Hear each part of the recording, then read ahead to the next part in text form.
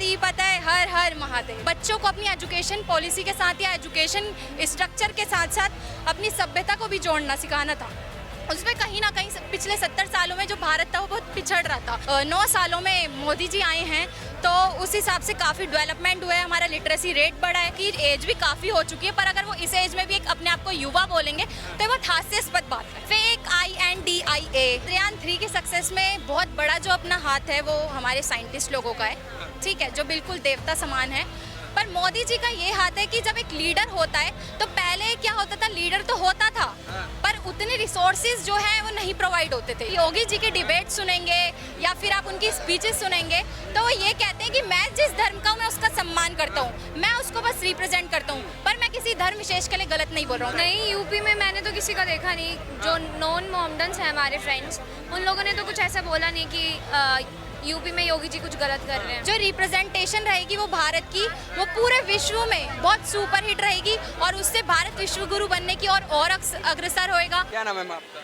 मेरा नाम भावना है। अपना जी ये बताइए 2024 के चुनाव आने वाले हैं, क्या लग रहा है अगला प्रधानमंत्री कौन बनने है? इस बार बिल्कुल फाइनल है कि जिस हिसाब से हमारा जो देश है भारत है आज विश्व गुरु बनने की ओर अग्रसर है। जहाँ 70 सालों में बहुत ऐसा रहता था कि जो लोग भी थे उनका भी डेवलपमेंट नहीं होता था और जो स्कूल कॉलेजेस थे वो भी कहीं ना कहीं उतना डेवलपमेंट या फिर रिकंस्ट्रक्शन उनका नहीं हो रहा था। सिर्फ वही स्कूल कॉलेजेस या फिर जो एजुकेशन पॉलिसी थी वो एक ऐसी चलती थी जो मैकेले वाली मेंटालिटी की थी, जहाँ हमें अपनी संस्कृति, सभ्यता और परंपरा को आगे बढ़ाने की तरफ अग्रसर होना था और अपने बच्चों को अपनी एजुकेशन पॉलिसी के साथ या एजुकेशन स्ट्रक्चर के साथ साथ अपनी सभ्यता को भी जोड़ना सिखाना था।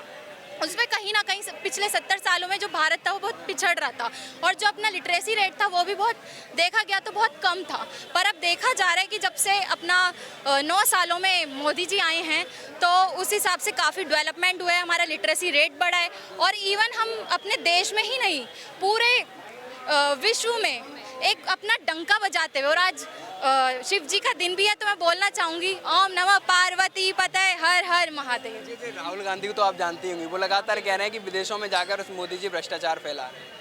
देखो आप बताइए किस प्रकार का भ्रष्टाचार है? अगर भ्रष्टाचारी है तो आप उसको सामने लाइए ना, आप सामने क्यों नहीं ला रहे हैं? सिर्फ भ्रष्टाचार बोलने से भ्रष्टाचार थोड़ी ना हो जाता है। भ्रष्टाचार अगर किसी चीज़ में हो रहा है आप विद प्रूफ लाइए। अगर आपके पास प्रूफ है तो तभी तो मैं बोल सकती हूँ। अगर मेरे पास प्रूफ होगा कि किसी ने चोरी करी, I have a clip of her या हिज, तो मैं तभी तो बोलूँगी ना कि इसने चोरी करी है तो मैं प्रूफ कर सकती हूँ ये चोर है। पर जब चोरी करी, क्या सोचते हैं राहुल गांधी के बारे में, कैसे नेता हैं वो? मैं प्रधानमंत्री बनने की बात कहते हैं, क्या लगता है बनना चाहिए उनको प्रधानमंत्री? अगर वो अपने आप में सुधार लाए तो कोई भी व्यक्ति इतना सक्षम है, बस उसको अपने अंदर एक सुधार करने की आवश्यकता है। पर उनमें वो मुझे नहीं लगता क्योंकि उनकी एज भी काफ़ी हो चुकी है। पर अगर वो इस एज में भी एक अपने आप को युवा बोलेंगे तो ये बहुत हास्यास्पद बात है। जी तो क्या करते हैं आप? मैं दिल्ली विश्वविद्यालय की छात्रा हूँ, मास्टर्स ऑफ हिंदी लिटरेचर की। जी अच्छा, आप ये बताइए कि केजरीवाल की सरकार को कैसे देखते हैं? दिल्ली में बसें फ्री करी हैं उन्होंने महिलाओं के लिए।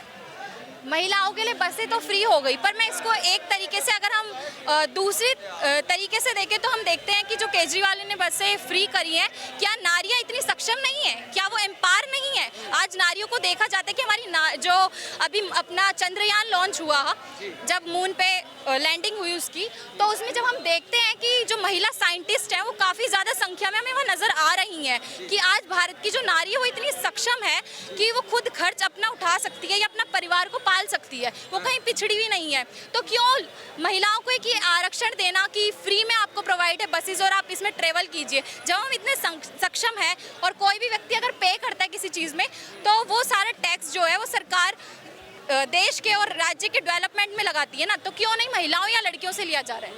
मैं तो इसके खिलाफ हूँ। आपको क्या लगता है ये जैसे बसें फ्री की है केजरीवाल ने? अच्छा, सेम मेरा भी पॉइंट ऑफ व्यू यही है कि हम लोग अर्न करते हैं तो हम पे भी कर सकते हैं। हमें फ्री की बसेस नहीं चाहिए। फ्री का बोल के लोगों को बेवकूफ़ बनाया जाता है कई जगह पे। केजरीवाल प्रधानमंत्री बनने की बात कहते हैं, क्या लग रहा है बना देना चाहिए उनको? नहीं, मोदी जी के साथ है। मोदी जी के साथ है, नहीं बनना चाहिए हमारे। आपको क्या काम पसंद है मोदी जी? सभी काम कुछ भी उठा के देख लो, हर चीज़ में अच्छा ही कर रहे हैं वो। जी केजरीवाल प्रधानमंत्री बनने की बात कर रहे हैं और उधर राहुल गांधी भी हैं। 26 दल जो बनाए गए हैं आपने सुना होगा, उसके बारे में गठबंधन किया गया है, क्या लग रहा है? क्या कह रहे हैं?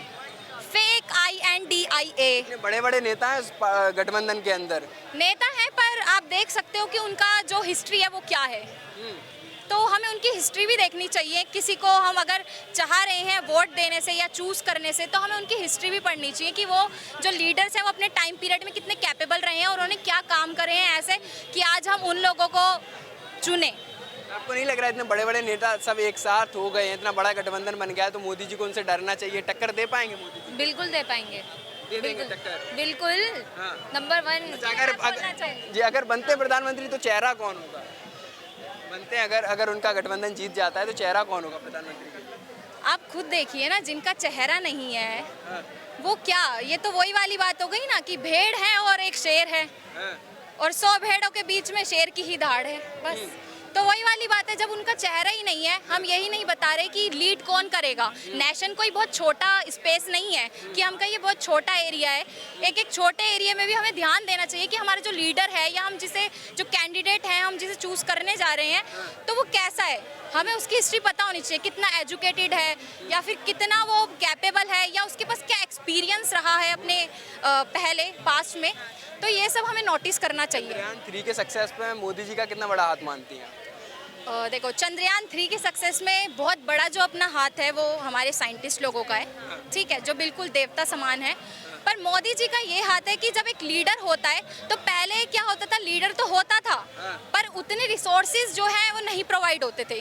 पर आज हम देख रहे हैं कि मोदी जी जो है वो इंटरनेशनल लेवल पे विजिट करते हैं या फिर किसी कंट्री में रिप्रेजेंट करते हैं इंडिया को, तो वो उनसे एक संधि करते हैं हर चीज़ में। तो उससे देखा जा रहा है कि भारत में रिसोर्सेज आ रहे हैं और हम भी दे रहे हैं। इवन हम लोगों का मेक इन इंडिया जो चल रहा है उसमें कई सारे ऐसे मैन्युफैक्चर होते हैं जो इंटरनेशनल लेवल पे भी वो चीज़ें आदान प्रदान वाली चल रही है, यानी कि आयात निर्यात, एक्सपोर्ट इंपोर्ट चल रहा है। तो उसके थ्रू देखा जा रहा है कि कई रिसोर्सेज या कई टेक्नोलॉजीज हम दूसरे देशों से भी ऐसी ग्रैब कर रहे हैं कि हम लोग आगे बढ़ पा रहे हैं और हम चंद्रयान की लॉन्चिंग में भी सफल हुए हैं। जब भी आप सनातन संस्कृति की बात कर रही थी तो आपको ऐसा क्यों लगता है कि बीजेपी सरकार ही इसके लिए है और कोई सरकार नहीं है, कांग्रेस सरकार नहीं है हमारे भले का? मैंने ऐसा बिल्कुल नहीं कहा कि सनातन संस्कृति के लिए सिर्फ एक सरकार है, पर हमें ये देखने को मिलता है कि पहले जो था वो सनातन बिल्कुल बस हमें या तो वेदों में पढ़ेंगे तो ही हमें पता है कुछ, वरना ऐसे नोटिस में नहीं आता था। या हम लोग बोले कि व्हाट्सएप पे भी या सोशल मीडिया पे भी जो कंटेंट मेकर्स थे या जो कंटेंट डलता था वो बिल्कुल भी दूसरे ही लेवल का डलता था। पर आफ्टर जब बीजेपी आई तो देखा गया तो सनातन संस्कृति हो या चाहे कोई भी धर्म हो, वो सांप्रदायिक वाली बात नहीं है कि हम सिर्फ सनातन संस्कृति की बात करें। पर बीजेपी को देखा जाता है कि वो हर धर्म को साथ लेके, उन्होंने नारा ही जब ये दिया है कि सबका साथ और सबका विश्वास, तो हम कैसे कह सकते हैं कि वो किसी धर्म या किसी उसकी मतलब धर्म विशेष की राजनीति करता है। अब कह रही धर्म विशेष की राजनीति नहीं करते, लेकिन एक तबका जो है खासकर अगर बात करें मुसलमान पक्ष की तो वो लगातार कहता रहता है कि बीजेपी उनके साथ नहीं है। आपने भी देखा होगा आज की संस्कृति में, आज समाज में देखा होगा, क्या लग रहा है कि मोदी जी सच में मुसलमानों के साथ नहीं है? नहीं, बिल्कुल ऐसा नहीं है। अगर आप देखोगे कि जो हज होता है आफ्टर बीजेपी के आने के बाद उन लोगों को काफ़ी उसमें कंसेशन मिलता है जो उनकी हज यात्रा होती है। तो आप कैसे कह सकते हैं कि जो मोमडन्स के पक्ष में नहीं है बीजेपी या फिर इवन मोदी जी, ये तो कहना बिल्कुल ही अनुचित है।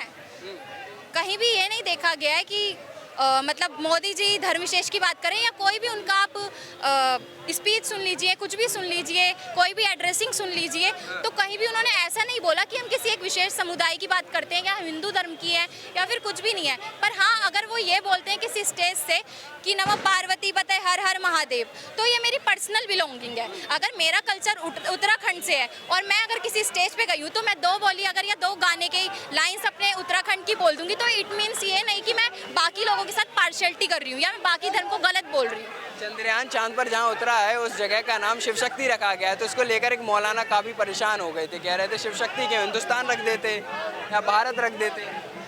देखो, शिव शक्ति भी जो एक नाम रखा गया है वो सनातन परंपरा से जुड़ा हुआ है। जो नाम हिंदुस्तान है तब भी ये लोग बोलते कि ये तो हिंदुओं का विशेष है, विशेष जाति धर्म की बात हो रही है, तो शिव शक्ति में क्या प्रॉब्लम है? क्योंकि मेरे भी बहुत सारे मोमडन फ्रेंड्स हैं, पर हम राम राम कर लेते हैं, जय श्री राम कर लेते हैं, तो ऐसा कुछ नहीं है, मुझे नहीं लगता। बहुत लोग जो मतलब बरगलाए हुए हैं या फिर वो किसी विशेष टीवी चैनल या कंटेंट को देखते हैं, तो हम उनकी बात कर सकते हैं कि वो कहते हैं कि नहीं, मोदी जी सिर्फ एक विशेष धर्म जाति के साथ है, पर हम ये कहीं से भी नहीं बोल सकते। जब लेकिन योगी जी तो सिर्फ एक विशेष धर्म के साथ हैं। नहीं, बिल्कुल नहीं। अगर आप योगी जी की डिबेट सुनेंगे या फिर आप उनकी स्पीचेस सुनेंगे, तो वो ये कहते हैं कि मैं जिस धर्म का हूँ मैं उसका सम्मान करता हूँ, मैं उसको बस रिप्रेजेंट करता हूँ, पर मैं किसी धर्म विशेष के लिए गलत नहीं बोल रहा हूँ। तो कहाँ से पार्शलिटी होगी? मैं तिलक लगा रही हूँ तो मैं क्या धर्म संप्रदाय कर रही हूँ? मतलब मैं मुसलमानों के साथ नहीं हूँ, इट मीन्स ये हो गया फिर तो। वैसे लगातार कह रहे हैं योगी एकदम मुसलमानों के खिलाफ एक तरफा कार्रवाई करते हैं यूपी के नहीं, बिल्कुल ये अनुचित कहना है, ऐसा कुछ भी नहीं है। और आपको क्या लग रहा है? आपको ऐसा लग रहा है? नहीं, यूपी में मैंने तो किसी का देखा नहीं। जो नॉन मोमडन्स हैं हमारे फ्रेंड्स, उन लोगों ने तो कुछ ऐसा बोला नहीं कि यूपी में योगी जी कुछ गलत कर रहे हैं।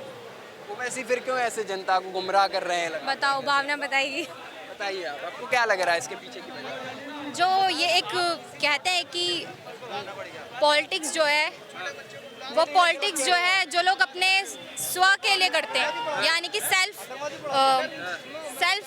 क्या बोलते हैं, अपने लिए जो राजनीति करते हैं, अपने अपना वर्चस्व बढ़ाने के लिए जो राजनीति करते हैं। नहीं अच्छा, बुलडोजर पर बताइए, बुलडोजर जो चल रहा है उसको वही टॉपिक चल रहा है। बुलडोजर को लेकर भी यही कहा जा रहा है कि सिर्फ एक तबके को दबाया जा रहा है, एक तरफा कार्रवाई होती है। नहीं, अगर आप लिस्ट देखेंगे जो यूपी में अभी सांप्रदायिकता के तौर पे, बताइए। जब हम देखते हैं कि जो बुलडोजर की कार्रवाई है या जो भी माफिया या गुंडा राज जहाँ भी था, वहाँ पे ऐसा कुछ नहीं है, वहाँ पे हिंदू लोग भी हैं। अगर हिंदू लोग गलत हैं, उनके घरों में भी बुलडोजर चल रहा है, उनकी ज़मीन को भी जब्ता जा रहा है, और वो जो ज़मीन जब्ती जा रही है वो सरकार कोई अपने लिए नहीं ले रही है या अपने फ़ायदे के लिए नहीं ले रही है, वो बल्कि जनता के लिए ले रही है। अगर आप देखेंगे तो अतीक अहमद के घर में अभी लास्ट मंथ्स में दिखाया था कि जहाँ अतीक अहमद का घर था और उसको पूरा मतलब वो किया गया, तो उसमें जो है लोगों के मकान बना दिए गए हैं। जो प्रधानमंत्री आवास योजना के तहत लोगों को बोला गया था कि आपको पक्के मकान मिलेंगे, तो उनको वो स्पेस दिया गया। तो आप देखें कि इतना अच्छा काम हो रहा है कि जहाँ जो गलत है उसका तो बिल्कुल खंडन होना चाहिए, चाहे वो कोई भी धर्म विशेष से हो। ये मैटर नहीं करता कि वो मुस्लिम है या इधर हिंदू है।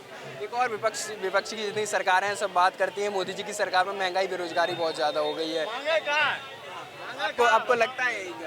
नहीं, आप देखो जो महंगाई, हाँ जी बताइए, आपको लग रही है क्या महंगाई? नहीं, मैं बिल्कुल भी इस फेवर में नहीं हूँ। और आप देखो जो बेरोजगारी है, जो इतना बड़ा मेक इन